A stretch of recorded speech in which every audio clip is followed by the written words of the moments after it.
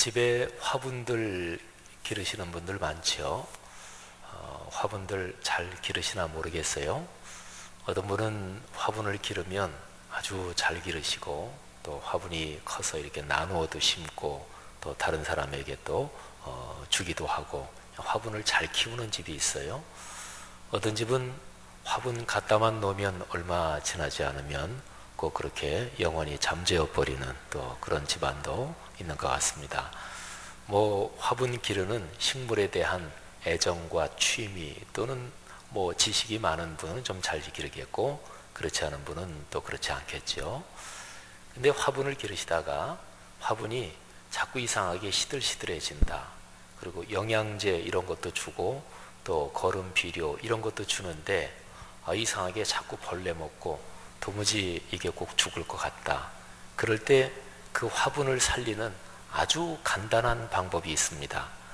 그렇게 하면 100% 다 사는 건 아니지만 근데 거의 다 삽니다.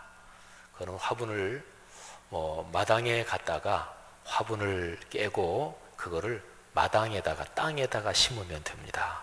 그러면 거의 대부분은 다 살아요. 아파트 사시는 분들은 아파트 거기 어디 마당이 있으면 그렇게 심고, 아니면은 이런저런 땅이 있으면 그러면 거의 다 삽니다.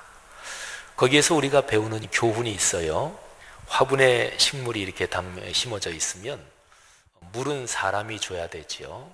또 거기에 영양분도 사람이 줘야 됩니다. 그 화분에 있는 그 흙이 영양가가 다 빠져나가고 다 없어지면 흙을 또 갈아줘야 되고, 또 햇볕이 있어야 식물이 사는데 햇볕도 마찬가지입니다. 어느 집이나 햇볕 잘 드는데 주로 화분을 두지만 모든 식물이 또 다 그런 건 아니에요.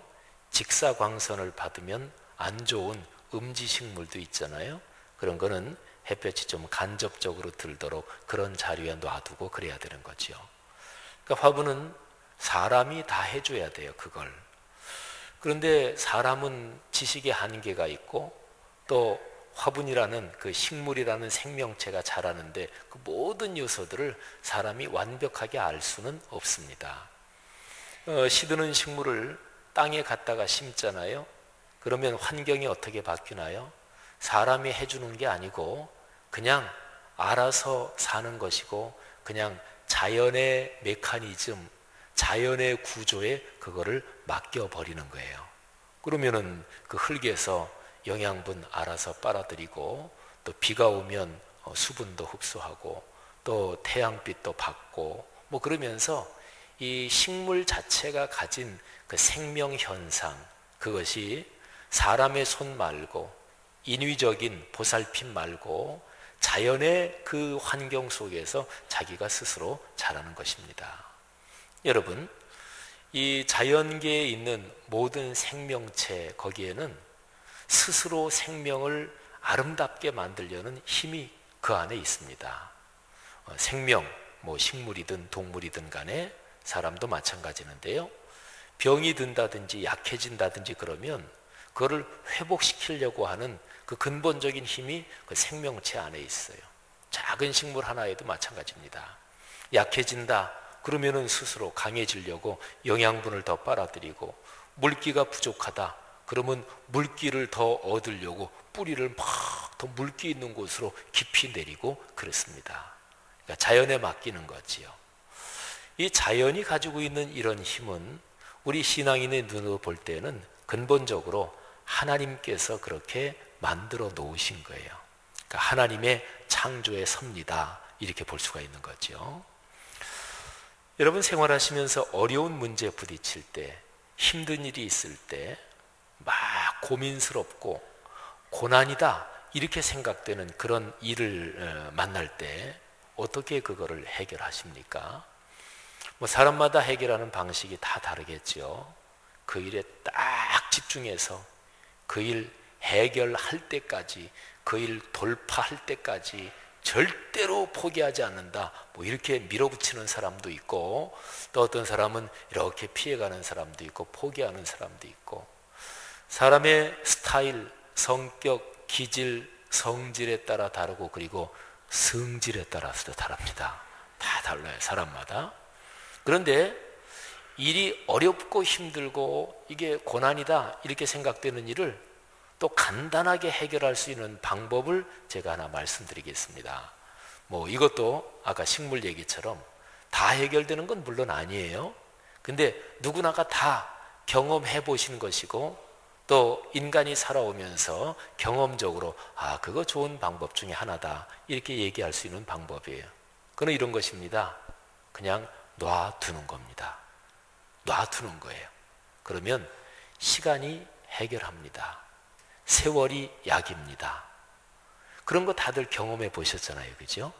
그러니까 어떤 문제가 있을 때 그 문제를 집중해서 풀고 해결하고 뭐 그래야 되는 일도 있겠지만 어떤 일은 막 문제가 있으면 그걸 그냥 놔두고 옆으로 치워버리고 그리고 어느 정도 시간의 흐름에 말하자면 이 세계가 돌아가는 메커니즘에 그냥 맡겨두는 거예요.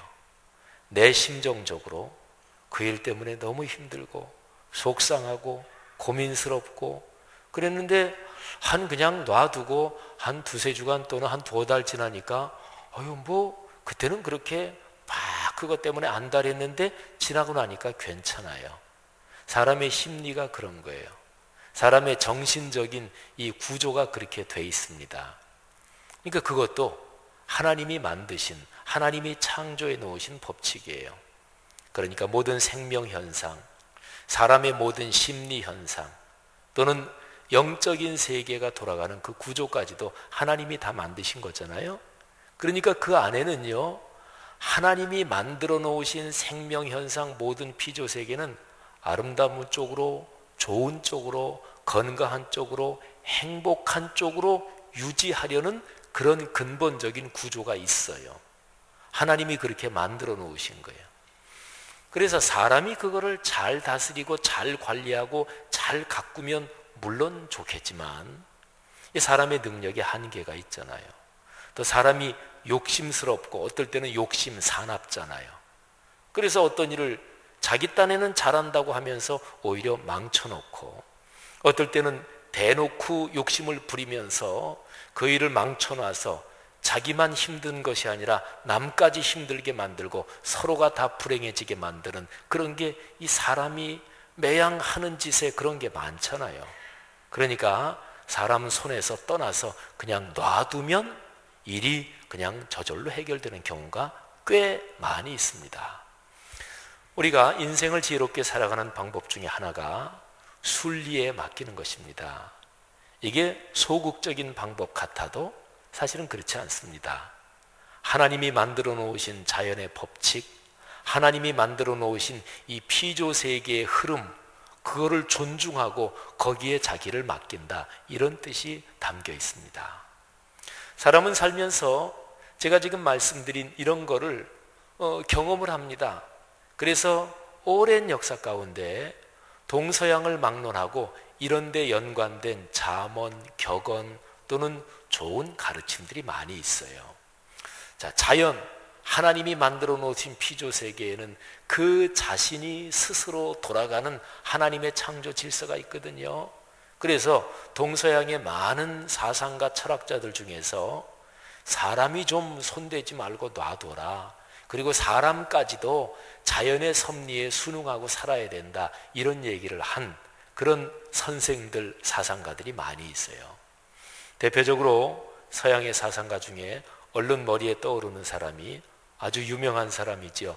장자크 루소 같은 사람이 자연으로 돌아가자 이런 얘기를 했어요. 우리 동양에서는 노장사상, 노자장자 뭐 이런 데서 무위자연을 얘기했습니다. 그러니까 무위, 인간이 인위적으로 뭐 좀 하지 좀 말아라. 자꾸 손대면 더 망가지니까. 그러니까 무위, 사람은 하지 말고 자연의 섭리 질서 거기에 순응해라 뭐 이런 거지요. 그게 신앙의 영역을 떠나서 보면 뭐 그 나름대로 가치 있고 고상한 사상일 수 있는데 믿음의 눈으로 성경의 가르침으로 보면 하나님이 피조 세계에 심어놓으신 메커니즘을 사람들이 그거를 깨달은 거예요. 그래서 그거를 자기의 사상으로 만든 것이지요. 사랑하시는 여러분, 혹시 요즘 생활하시면서 어렵고 힘든 어떤 일이 있습니까? 안달하고 있는 문제거리 있나 한번 생각해 보세요. 사람이 열심히 해서 풀 문제는 또 열심히 해야지요. 근데 어떤 거는 그러지 않는 게 있어요. 그거는 놔두는 게 상책일 때가 있습니다. 신앙인이 놔둔다 하는 것은 하나님의 손에 맡기는 것을 뜻해요. 이거는 커다란 지혜입니다. 그런 깨달음이 있기를 바랍니다. 성경에서 어려운 일이 있을 때 이렇게 해결하면 된다 하는 말씀의 가르침들이 많이 있어요. 근데 그 중에서 굉장히 차원 높고 굉장히 깊은 가르침이 있습니다. 어떻게 해결하라고 얘기하냐면 잠잠해라, 가만히 있어라, 이렇게 가르칩니다. 우리 신앙생활하는 분들은 다 그런 어떤 가르침들, 성경 구절들 다 들어봤을 거예요. 잠잠히 기다려라, 하나님의 손길을 기다리고 하나님의 손길을 의뢰해라, 이런 가르침들이 성경에 아주 많아요. 대표적인 장면을 하나 말씀드릴까요? 출애굽기 14장에 보면 이스라엘 백성이 애굽에서 이제 탈출하죠. 출애굽합니다. 하나님이 10가지 재앙으로 애굽을 치시고 그리고 드디어 애굽에서 나옵니다. 그 수많은 이스라엘 백성들이 애굽을 나와서 광야로 가기 위해서 가는데 홍해 바닷가 앞에 도착합니다. 근데 앞은 바다니까 가로막혔죠. 근데 저 뒤쪽에서 애굽의 군대가, 애굽의 왕 그 파라오가 막 분이 나서 이를 바득바득 갈면서 중무장한 전차 부대를 거느리고 다 죽여버리려고 쫓아오는 거예요. 큰일 났죠. 앞은 바다고 뒤에는 애굽의 중무장한 군사들이 창과 칼을 번득이면서 쏜살같이 달려오고 있습니다. 큰일이잖아요. 어떻게든 해야 되잖아요. 뭐라도 해야 되잖아요.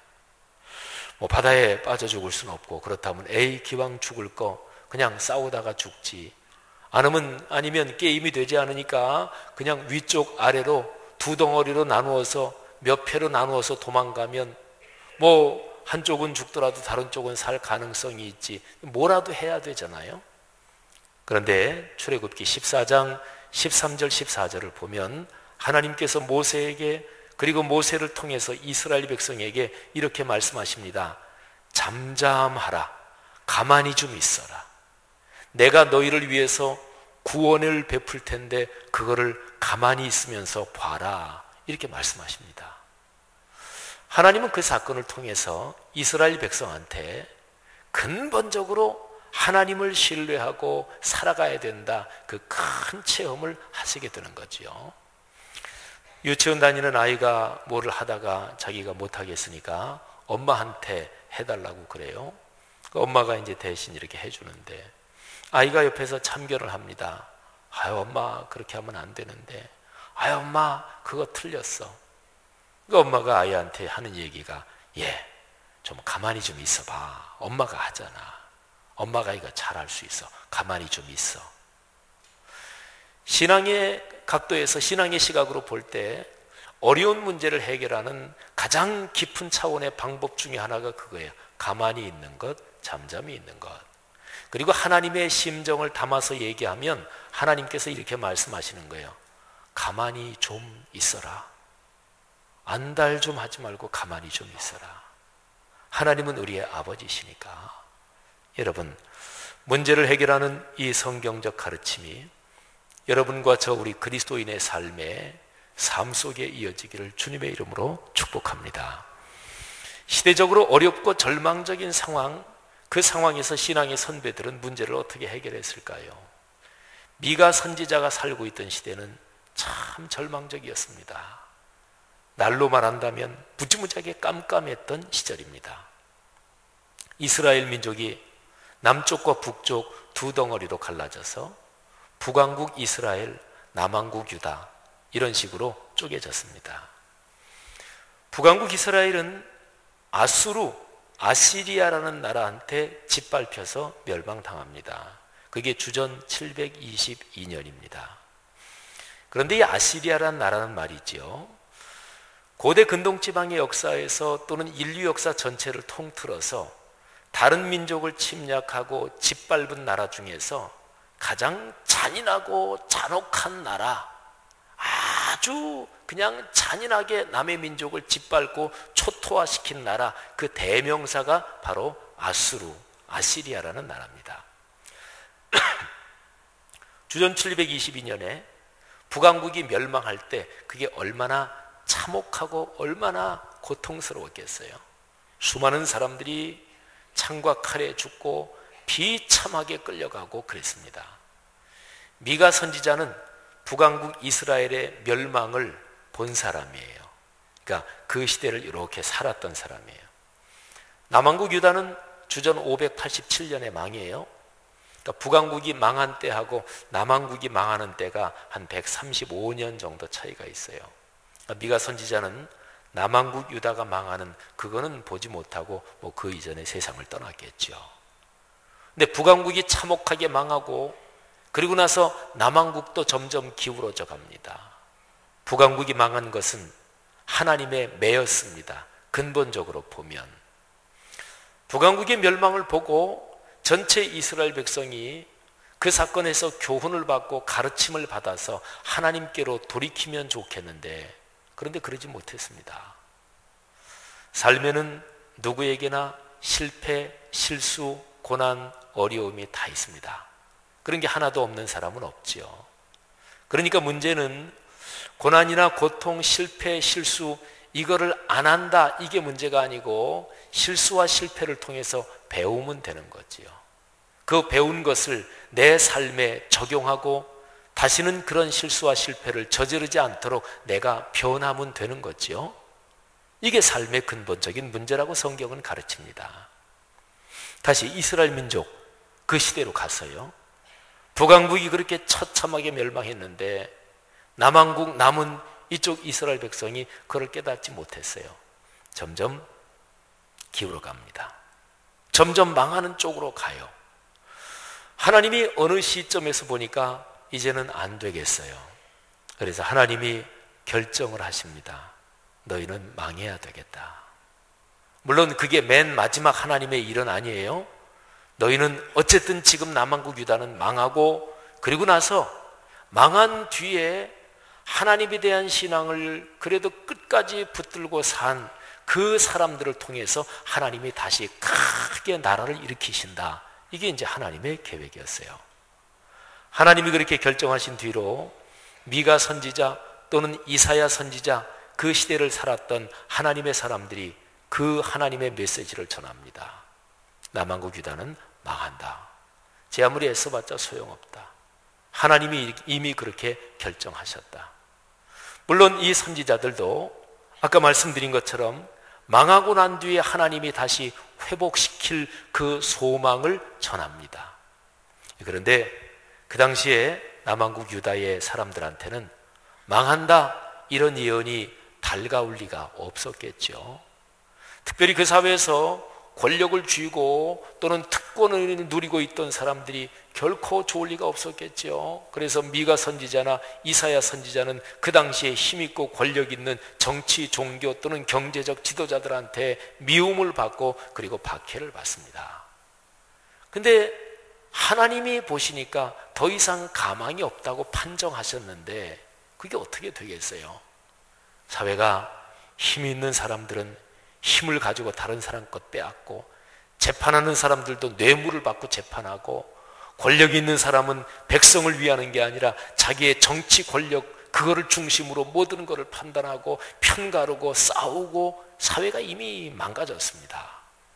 자, 캄캄한 시대잖아요. 어둡잖아요. 절망적이잖아요. 자, 어떻게 해결할까요?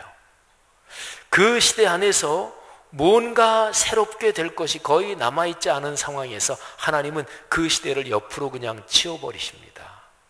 그리고 다른 데서 구원의 희망을 찾습니다. 미가서 5장 2절이 그런 표현을 담고 있습니다. 그 절망적인 시대에 하나님이 다음과 같이 희망을 얘기하십니다. 베들레헴 에브라다야 너는 유다 족속 중에 작을지라도 이스라엘을 다스릴 자가 네게서 내게로 나올 것이라. 이스라엘을 다시 이렇게 세울 자가 나온대요. 그런데 그 사람이 그 구세주가 말이지요. 여호와의 능력과 여호와의 이름을 그 이름을 힘입고 그리고 이스라엘 백성을 목양하고 그래서 이스라엘 백성 그 나라가 다시 창대하게 일어서는데 땅끝까지 영향을 끼칠 정도로 그렇게 강대한 나라가 된대요. 그런데 강대한 나라가 돼서 패권 국가, 다른 나라를 짓밟는 국가가 되는 게 아니라 평화의 나라가 된대요. 미가서 5장 5절에 이 사람은 평강이 될 것이라. 그런데 이 구절은 말이죠, 메시아 그리스도가 올 것이다 하는 그런 예언의 구절입니다. 동방 박사가 예수님이 탄생하실 즈음에 예수님께 경배하려고 찾아오지요. 그런데 그 사람들이 메시아가 인류를 구원할 구세주가 어디서 태어나실까? 그 사람들이 생각할 때 인류를 구원하실 분이니까 적어도 왕궁에서 나시지 않을까? 이 생각을 하고 헤롯 왕궁을 찾아가요. 근데 헤롯이 깜짝 놀랐어요. 내가 왕인데 누가 또 왕으로 태어난단 말인가? 그래서 자기의 참모들을 부르고 또 이런 문제에 대해서 정통한 학자들, 율법 교사들을 불러요. 그리고 물어보는데 그때 거기에 참모들이 이렇게 대답해요. 예, 구세주가 태어난다고 한 거기에 대해서 예언된 구약 성경의 구절들을 보면 베들레헴 거기에서 이스라엘을 다스릴 자가 나온다고 되어 있습니다. 바로 여기 미가서 5장 2절 이 예언의 말씀을 보고한 거예요. 여러분, 구약 성경에 구세주가 태어나신다, 여기에 대해서 예언된 구절이 여러 군데 있는데 그 중에서 가장 중요한 구절 두세 개 중에 하나가 바로 미가서에 있어요. 미가서는 책 길이가 짧아요. 7장밖에 안 되니까. 그런데 메시아에 대한 예언에서 가장 찬란한 보석 같은 아주 중요한 심장 같은 구절 두세 개 중에 하나가 여기 미가서 5장 2절에 있는 거예요. 참 중요한 내용이죠. 자, 그런데 여기에서 우리가 중요한 것을 하나 더 살펴야 합니다. 자, 오실 그분 구세주, 그분에 대해서 5장 2절 마지막 부분에 이렇게 말씀하고 있어요. 그의 근본은 상고의 영혼에 있느니라. 자, 그의 근본, 이거는 그의 뿌리는, 그의 족보는, 그의 계통은, 혈통은 뭐 이런 거를 얘기하는 거예요. 그게 거슬러 올라가면 어디냐? 상고에 그리고 영혼에 있다. 상고 영혼, 태초까지 올라간다, 영혼에까지 이어진다, 이제 그러는 얘기예요. 자, 요 의미가 무엇일까요? 좀 더 구체적으로 메시아로 태어나신 예수 그리스도 그분에 대해서 기록된 족보를 한번 살펴보면 요 의미가 뭔지를 알 수가 있습니다. 자, 예수님의 생애에 대해서 기록한 책이 성경에서 4권이 있어요. 마태, 마가, 누가, 요한. 사복음서가 예수님의 생애에 대해서 기록한 거예요. 그런데 그 중에서 2군데의 예수님의 족보가 직접적으로 나옵니다.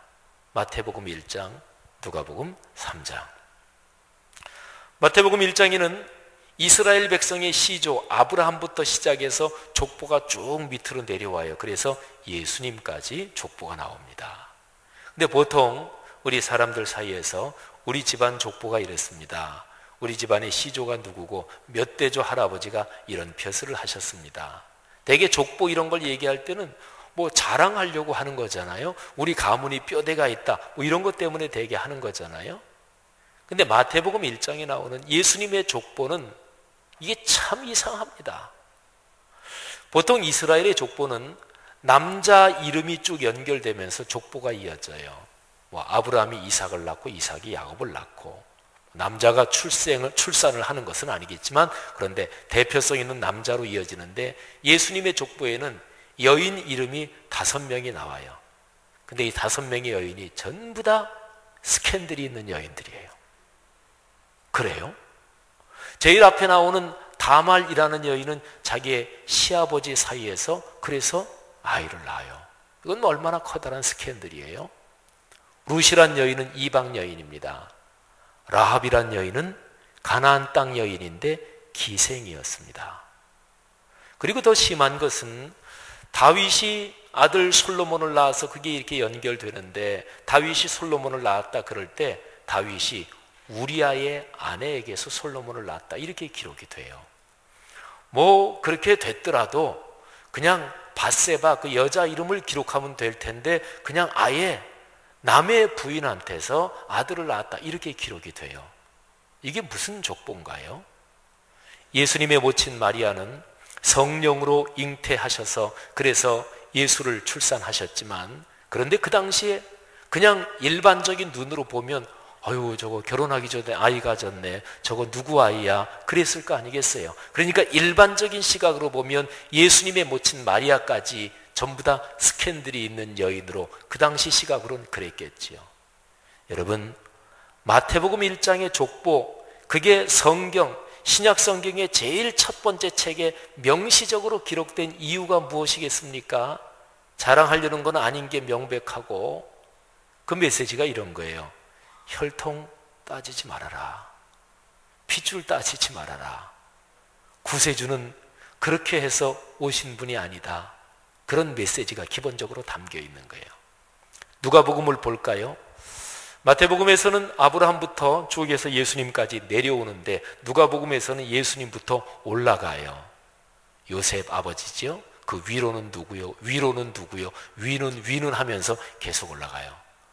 근데 올라가는데 아브라함까지 올라가는데, 아브라함이 이스라엘 핏줄의 시조거든요. 근데 거기에서 그치지 않고 거기서 더 올라가요. 계속 아브라함의 위는 뭐 데라요, 데라 위는 나홀이요, 계속 올라가요. 올라가서 에노스 위는 셋이요, 셋 위는 아담이라, 아담까지, 인류의 시조까지 올라가요. 근데 거기서 멈추지 않고 한 번 더 올라갑니다. 그 위로는 하나님이요. 그러면 누가복음의 이 족보는 뭐를 말하려고 하는 것일까요? 구세주로 오신 예수 그리스도는 이 세상의 어떤 민족, 어떤 인종, 어떤 혈통, 그쪽을 대변하고 그쪽의 대표자가 아니다, 그런 얘기예요. 근본적으로 하나님 그분에까지 이어지는 그런 계통을 얘기하고 있으니, 핏줄 얘기하지 말고 혈통 얘기하지 말고 어떤 집단이다, 어떤 민족이다, 하나님이 보내신 구세주에게서 그거는 무의미하다, 이 메시지를 얘기하고 있는 것입니다. 이스라엘 사람들은, 유대인들은 아브라함의 혈통이다, 이거를 무지무지하게 중요하게 생각했거든요. 근데 예수님은 한번 가르치시면서 이런 말씀을 하셨습니다. 길바닥에 있는 돌멩이 하나 이렇게 집어드시고서 아브라함의 혈통이라는 거, 그거 그렇게 중요한 게 아니다. 하나님은 이 돌멩이로도 아브라함의 후손을 만드실 수 있다. 예수님의 가르치심이 머리에 이해가 되십니까? 보통 사람 사는 사회가 무엇 때문에 망가지나요? 혈연, 지연, 학연, 이런저런 끈, 나랑 이해관계, 친소관계, 그래서 편이 갈리고 싸우고, 그것 때문에 망가지는 거예요. 정치 집단도 마찬가지고, 사회적인 단체 마찬가지고, 회사도 마찬가지고, 교회도 마찬가지고, 가족, 친족도 마찬가지고, 인간 사회는 어디나 다 그런 거예요.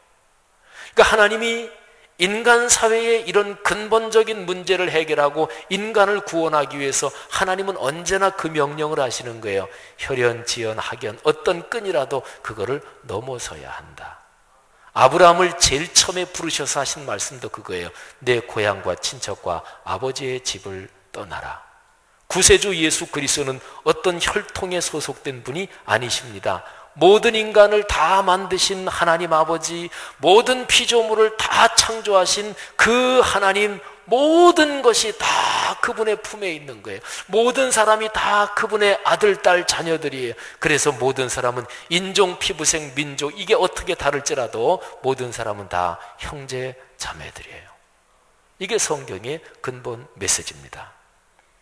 바로 이런 근본 메시지를 가슴에 품고 시대가 절망적이고 시대가 캄캄할지라도 하나님의 그 말씀을 꼭 잡고 하나님께 예배하는 것을 절대 가치로 삼고 살아가는 사람이 어두운 시대에도 있어요. 남은 자지요. 다 욕심을 따라 살아가고 다 이해관계를 따라 편가르고 다 그냥 자기 권세 부리고 이런 데만 신경을 써도 그래도 하나님의 말씀을 붙잡고 예배를 절대 가치로 삼고 살아가는 사람들이 언제나 남아 있어요.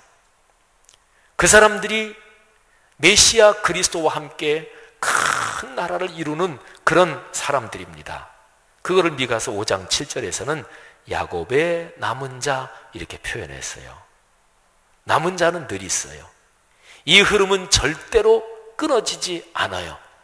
이거는 하나님이 그렇게 끌고 가시는 흐름이니까 끊어지지 않아요. 그런데요, 그 남은 자가 사람을 기다리지 아니하며 인생을 기다리지 않는데요. 7절 말씀이에요. 그러니까 절대 기준을 하나님의 말씀에, 하나님의 뜻에 두고 산다는 얘기지요.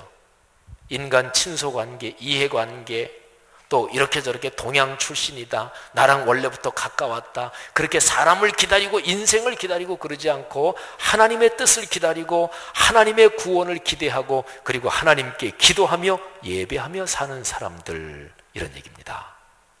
그 남은 자를 오늘 미가서 5장 8절에서는 사자라고 표현합니다. 그것도 젊은 사자들. 사자는 짐승 중에 왕이잖아요. 젊은 사자가 표효하면서 울부짖고 젊은 사자들이 지나가면 거기를 누가 막겠어요? 그러니까 메시아 예수 그리스도의 그 길을 걸어가고 그리고 하나님의 말씀을 붙잡고 그래도 아직까지 기도하고 아직까지 말씀 붙잡고 사는 사람들이 있는데 그 사람들이 젊은 사자들 같아요. 사랑하신 여러분, 시대가 제 아무리 캄캄하고 절망적인 것 같아도 이런 젊은 사자들은 언제나 남아 있습니다. 그 흐름이 이어지는 거예요. 그리고 이런 젊은 사자들을 하나님이 연결시키기 시작합니다. 그래서 젊은 사자들이 모이는 거예요. 젊은 사자라도 시대가 어렵고 힘들면 절망할 수 있어요. 낙담할 수 있어요. 그런데 같이 모이고 연결이 되면서 다시 한번 힘을 얻는 거예요. 기도하는 사람이 아직까지 있구나. 말씀만 붙잡고 사는 순수한 사람들이 아직까지 있구나.